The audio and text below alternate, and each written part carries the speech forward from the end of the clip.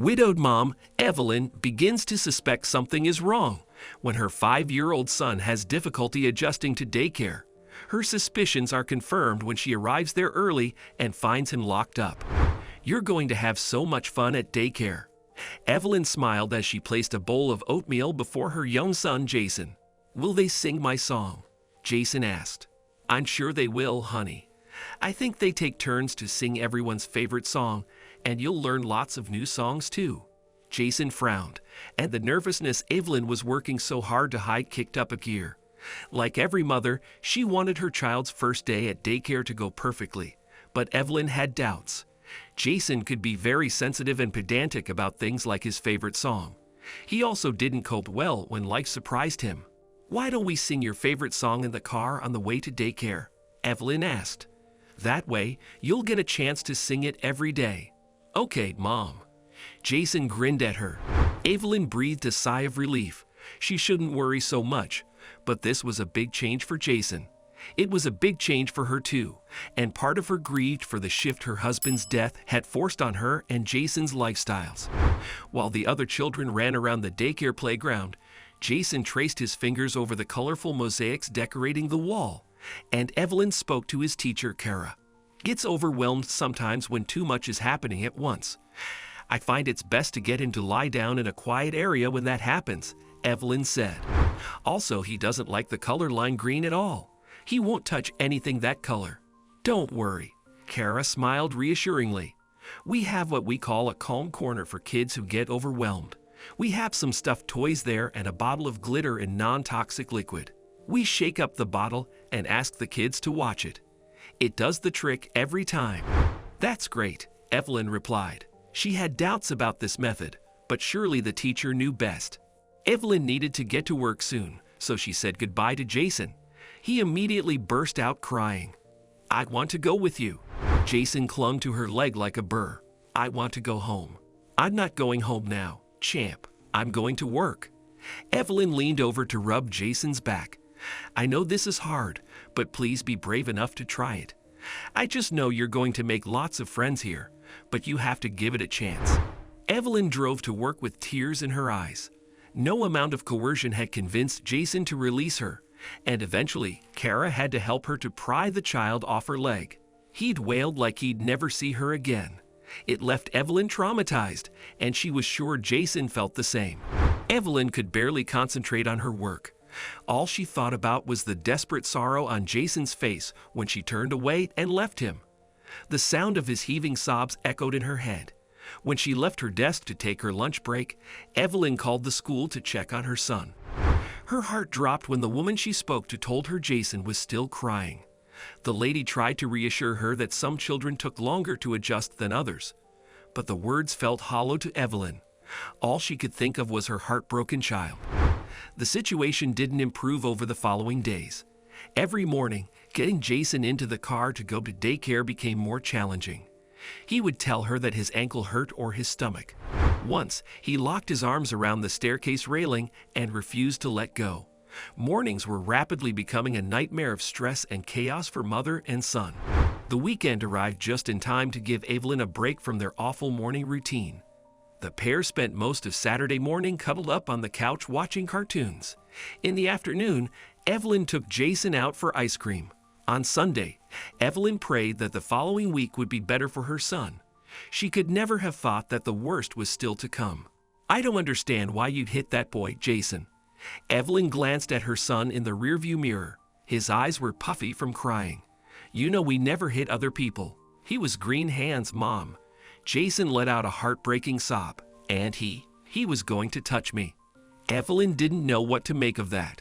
Nothing Kara had told her added up with Jason's garbled version of events. "What was green, Jason?" Evelyn asked. "I don't understand. Did he have something green on his hands? Paint?" Jason screamed with rage and started bonking his head against the backseat. "No, Jason, stop that." Evelyn glanced back and forth between the road ahead and her son in the backseat.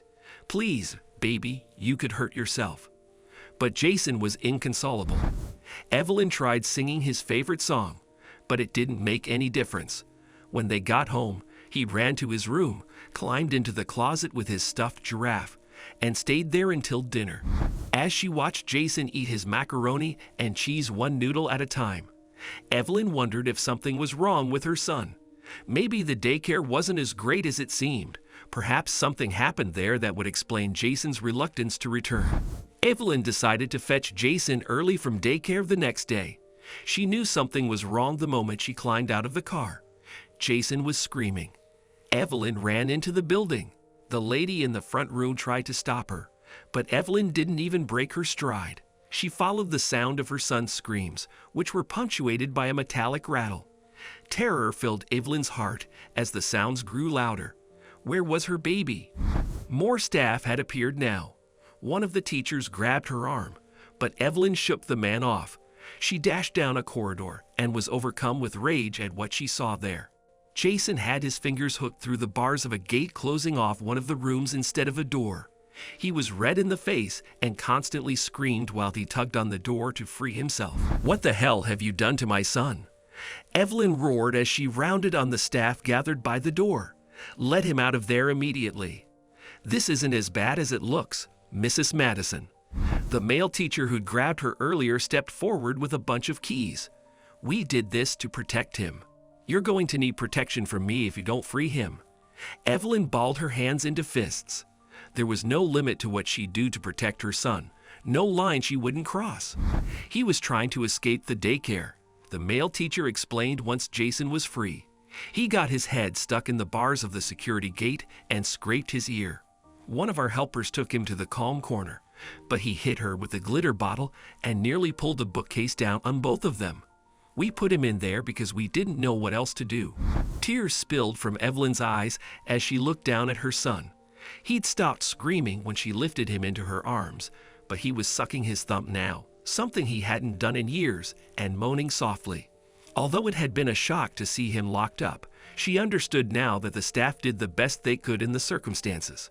"I think we need to sit down." Kara stepped forward and put a hand on Evelyn's elbow. "Please come with me to the office." Evelyn sat down with Kara in the office and drank a glass of water. She was distraught and didn't know what to do anymore. "Jason is having a rough time adjusting to daycare," Kara said. "I'd hoped it would improve over time, but I think now that we may need to tackle this in a more structured way. If you don't mind sharing, could you tell me what daily life was like for Jason before he started daycare?" Evelyn sighed.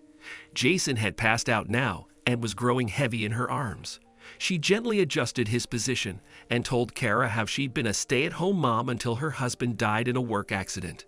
Fresh tears coursed down her cheeks as she confessed she didn't know what to do anymore. "I know it's hard, Evelyn, but I want to help you." Kara leaned forward in her chair. "I've worked with kids for a long time, and I have some ideas we can try to help Jason." "I'm willing to try anything," Evelyn replied. "First of all, I'd like to arrange for the psychologist we work with to meet with Jason. There may be other factors at work here that need attention, and she can provide us with guidance about that. Next, I think it would help Jason if we let him get to know his classmates in a more comfortable setting." Evelyn frowned. "How do we do that?" "A playdate," Kara smiled. "I know it sounds flip, but I think it will help Jason if some of the kids in his class visit him at home. It's a safe and familiar place for him, and we'll keep the group small. What do you think?" "It's worth a shot." Evelyn shrugged. "What exactly did you have in mind?" "There are 9 other children in Jason's class. I think we should arrange for 3 or 4 of them to visit Jason on a Saturday afternoon. I can be there to help out, and we can invite parents too. That way, there will be plenty of adult supervision, but the kids will still have space to play with each other. Like a small party." Evelyn smiled. "That sounds great." That Saturday, Evelyn and Jason decorated their home with balloons and streamers. Evelyn helped Jason choose which toys to keep out to share with his guests and which he wanted to pack away. Kara arrived around midday with snacks for the children. Evelyn sat on her back porch an hour later, watching Jason and the other children race around the yard. They devised a complex game where every time someone was tagged, they had to switch toys with the child that tagged them. A few arguments broke out, but mostly the children were happy. Their laughter echoed around the yard and brought smiles to the adults' faces. It turned into a great day for everyone. The following Monday, Evelyn was woken by Jason's small hand patting her cheek. "Mom, you need to wake up, Mom, so you can take me to daycare." Evelyn squinted at her son through sleepy eyes. "Are you excited to see your friends again, champ?" I am. Jason beamed at her as he jumped up and down. "I got dressed and everything." Evelyn blinked in surprise. She took in Jason's back-to-front t-shirt, blue shorts, and mismatched socks with a smile. "Okay, Mr. Snappy Dresser, I'm up. Let's get ready for the day." Over the following weeks, Kara and Evelyn ensured that Jason spent time with all his classmates. It made a massive difference in his attitude toward daycare and helped him at home too. As he socialized more, Evelyn noticed that Jason seemed to find it easier to cope with the challenges of daily life, like encounters with the color line green in baths that weren't the perfect temperature.